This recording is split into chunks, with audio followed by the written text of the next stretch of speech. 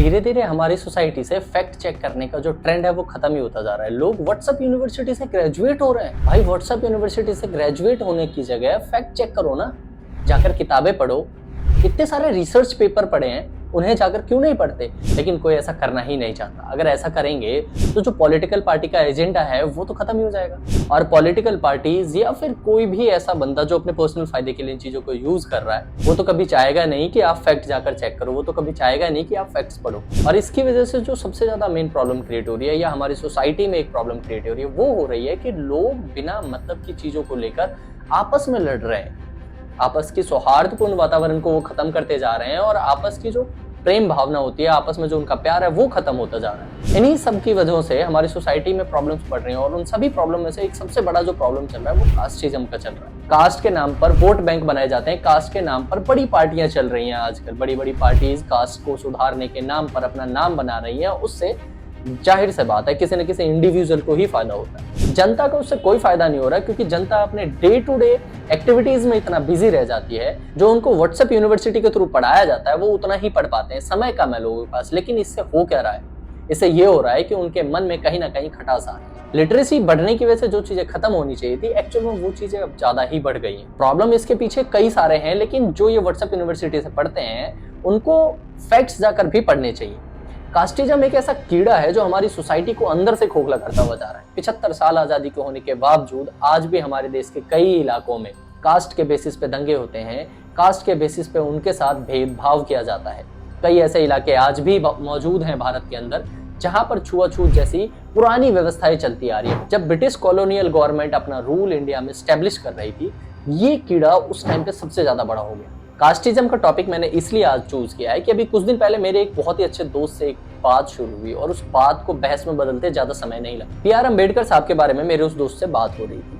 वो एक चीज को लेकर अटका हुआ था कि बी आर अम्बेडकर साहब ने मनुस्मृति को जलाया था। बहुत जगह मैंने भी पढ़ा है कि बी आर अम्बेडकर ने मनुस्मृति को जला दिया था। लेकिन यहाँ पे एक क्वेश्चन रेज होता है, बी आर अम्बेडकर ने कौन से मनुस्मृति को जलाया था? क्या वो मनुस्मृति है जो सही में संस्कृत में लिखी गई थी?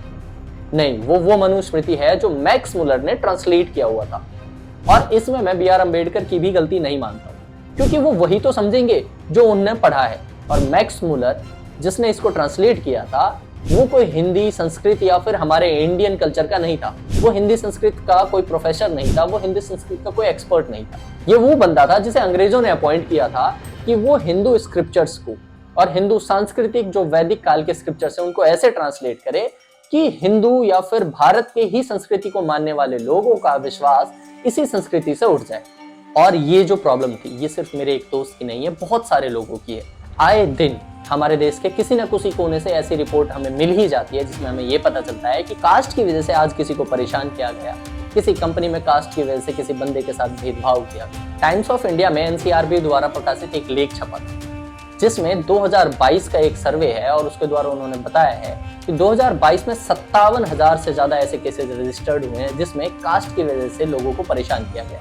उसमें 18,000 के लगभग में ऐसे केसेस थे जो वर्बली किसी को परेशान किया गया था। लेकिन ये डाटा कोई छोटा मोटा डाटा नहीं है। अगर कोई किसी को कास्ट की वजह से मॉक करता है या उसे भेदभाव जैसा व्यवहार करता है तो वो शॉकिंग है। क्या फायदा आपकी इस लिटरेसी का? क्या सीख रहे हैं आप? किताबों में लिखी हुई बातें पढ़कर एग्जाम पास करके पैसा कमा लेना अगर सब कुछ होता लाइफ में, तो फिर मानवता का एथिक्स की जरूरत ही क्या थी? वैदिक कल्चर की जरूरत क्या थी? वेदों की क्या जरूरत थी? हमारे वेदों ने या फिर हमारे ग्रंथों ने कहीं ऐसा नहीं सिखाया। अगर उन्होंने ऐसा सिखाया होता, श्री राम माता सबरी के झूठे बेर न खाते और श्री कृष्ण महात्मा विदुर के घर जाकर ठहरते नहीं। अगर ऐसा कुछ नहीं था तो फिर ये धारणा कहां से बनती आई कि हमारे वेदों ने ब्राह्मणों को श्रेष्ठ बनाया, क्षत्रियों को श्रेष्ठ बनाया और ये इन्होंने जाति प्रथा शुरू की? ये सब प्रोपेगेंडा। जब इंडिया में मुगलों का काल खत्म हो रहा था और अंग्रेज अपना शासन स्टैब्लिश कर रहे थे, उस टाइम हिंदुओं पर, भारत की संस्कृति पर अपना राज चलाने के लिए अंग्रेजों द्वारा फैलाया गया प्रोपेगेंडा। जहां एक तरफ हमारा देश आज पूरी दुनिया में अपना नाम ऊंचा कर रहा है, विश्व गुरु बनने की कगार पे, हम इतनी बड़ी इकोनॉमी बनने वाले हैं, वहां पर अभी भी कुछ लोग ऐसे मौजूद हैं, सिर्फ छोटे छोटे गांव या फिर छोटे कस्बों में नहीं, कई बार बड़ी कंपनीज में, एमएनसीज में ऐसे केसेस देखने को मिल जाते हैं जहां पर कास्टिज्म के बेसिस पे किसी आदमी को परेशान किया जाता है या फिर उसकी डेली लाइफ में, उसके ग्रोथ में रुकावट डाली जाती है। इन सभी चीजों को कंक्लूड करने के लिए और ये जानने के लिए कि इनका क्या सोल्यूशन हो सकता है, हमें इनके पास्ट में जाना पड़ेगा। आखिर ये सब कब से शुरू हुआ था? क्या वैदिक काल से शुरू हुआ? या फिर वो कौन सा टाइम था और कैसे किसने इंडिया की मिट्टी में इस घिनौने बीज को बो दिया। इंडिपेंडेंस के बाद जो भी सरकारें बनी है उन्होंने पिछड़े वर्ग को ऊपर लाने के लिए, इन लोगों को बराबरी का हक लाने के लिए बहुत सारी स्कीमें जरूर लॉन्च की, लेकिन कहीं ना कहीं बाद के टाइम में इन स्कीमों के चक्कर में उन लोगों को ऐसे जकड़ के रख लिया गया कि वो आपस में फंसे रह गए। बेसिकली हम ऐसा कह सकते हैं कि ऐसे स्कीम बनाए गए जिसकी वजह से उनका वोट बैंक तो बना रहे, हम आपस में ही उलझे रह गए, लेकिन जो सरकारें आई वो अपना ग्रोथ करते गई और आगे बढ़ते गए। आज तो ऐसा मंजर हो गया है कि हर एक क्षेत्र में अपनी एक कास्टिज्म वाली अलग से पार्टी खड़ी है। कोई किसी कास्ट को सपोर्ट कर रहा है, कोई किसी कास्ट को सपोर्ट कर रहा है, लेकिन कोई भी एकता की बात नहीं करता। कभी राम की बुराई करके, कभी BR अम्बेडकर की बुराई करके, या फिर कई बहुत सारे नेताओं के पक्षपात वाली बातें करके लोग अपनी अपनी घर की तिजोरियों को भरने में लगे। इंडिपेंडेंट इंडिया की हिस्ट्री में अगर कास्टिज्म को समझना है तो उसके लिए एक व्यक्ति हैं जो मुझे सबसे ज्यादा प्रभावित करते हैं, वो है BR अम्बेडकर। आज देश के हर गली मोहल्ले के हर नुक्कड़ पे आपको BR अम्बेडकर के नाम पे राजनीति करने वाले तो बहुत सारे लोग दिख जाएंगे, लेकिन उनका असली इतिहास और उनका जीवन असली में कैसा था, आगे चलकर उन्होंने इस चीज को खत्म करने के लिए, इस चीज से निकलने के लिए क्या मेजर्स अपनाए, इसके बारे में कोई बात नहीं करता। क्योंकि अगर वो ऐसी बातें करेंगे तो उनकी थाली कैसे भरेगी, उनका जो एजेंडा है वो कैसे चलेगा, उनकी वोट बैंक की राजनीति खत्म हो जाएगी।